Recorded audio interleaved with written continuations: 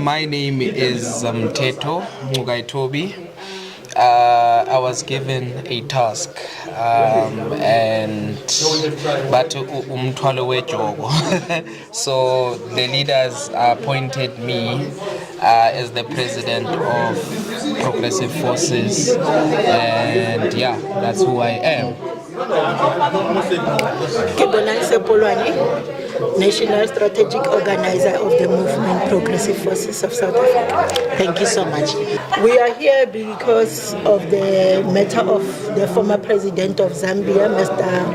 Edgar Lungu, and the scandal around his burial. The family want privacy burial for the head, and they were proposing to bury him in South Africa. Whereas as a movement, we believe that they need to go and bury Edgar Lungu with the people of Zambia. So because he served the Zambians deserve to mourn him.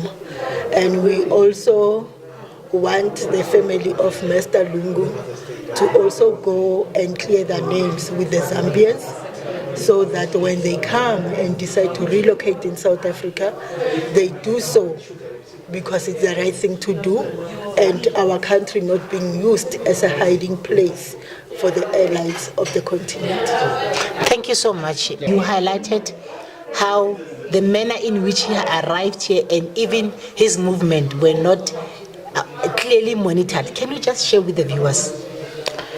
Mr. Edgar Lungu arrived on the 19th of January 2025. He was using a diplomatic Zambian passport to enter South Africa. He arrived as an ordinary citizen or ordinary traveler. But the manner that Mr.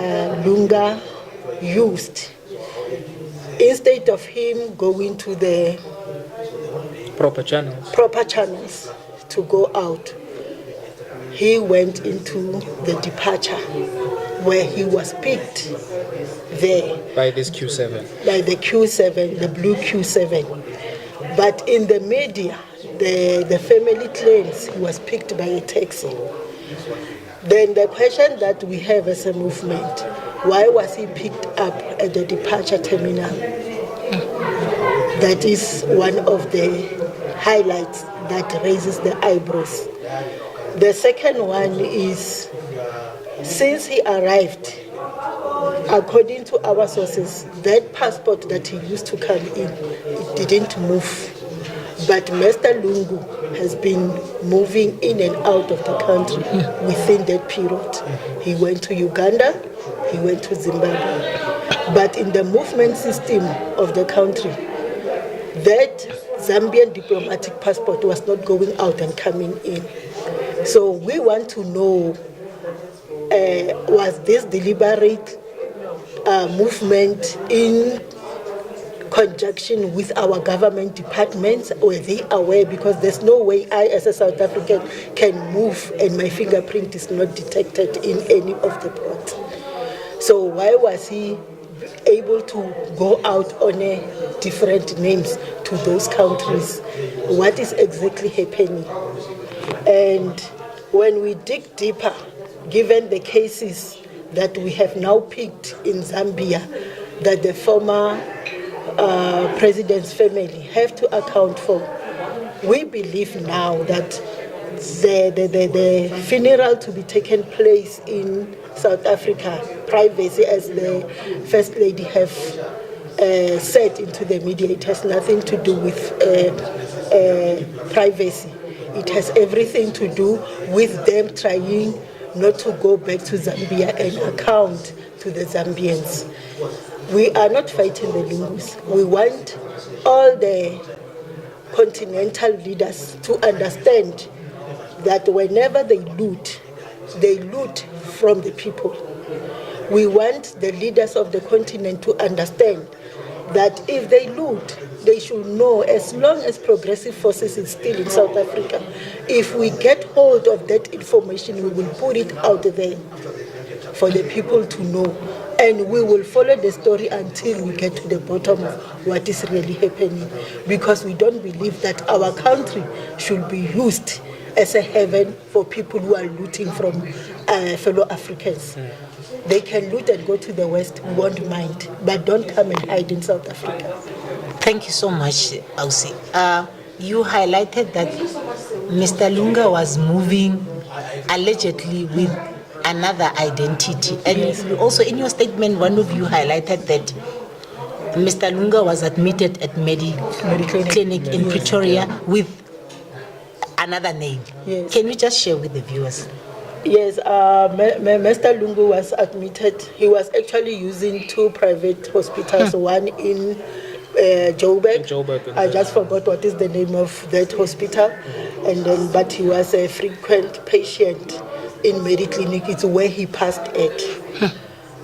We know very well he was not using his name, his identity, Edgar Chagwa Lungu. He was using a different name, and we know very well the family was going there to go and visit him on a daily basis. He passed on at Mediclinic. So the question that we asked is, who did our government declare dead? Since in that hospital there is no patient by the name Edgar Lungu. Yes. Thank you so much, Mama. I'm just taking a bag of, there is absolutely no way that you can move in and out of the country firstly without a passport. Exactly. So do you, as an organization, civil organization, do you suspect that Mr. Lungu is politically connected? Well,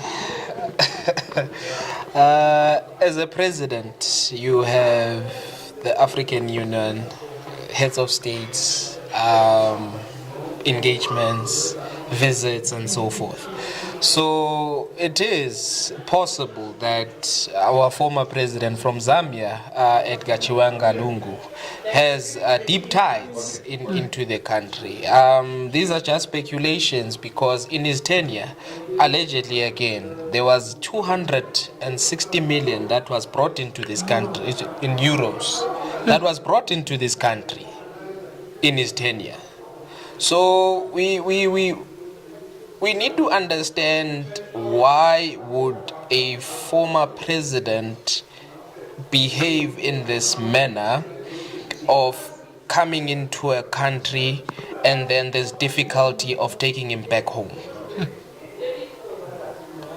So it may be, is it because of the investment that he brought previously in his tenure, or is there any other?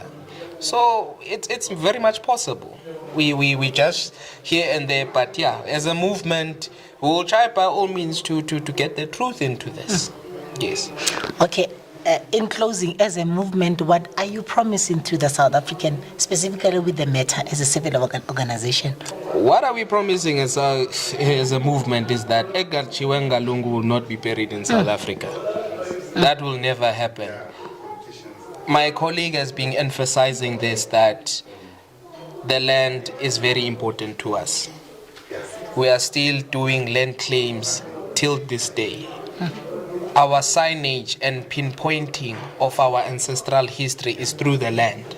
So having Mr. Lungu in our land, it will make it difficult again in the 40, 50 years to come, even if it's a private land that they've bought.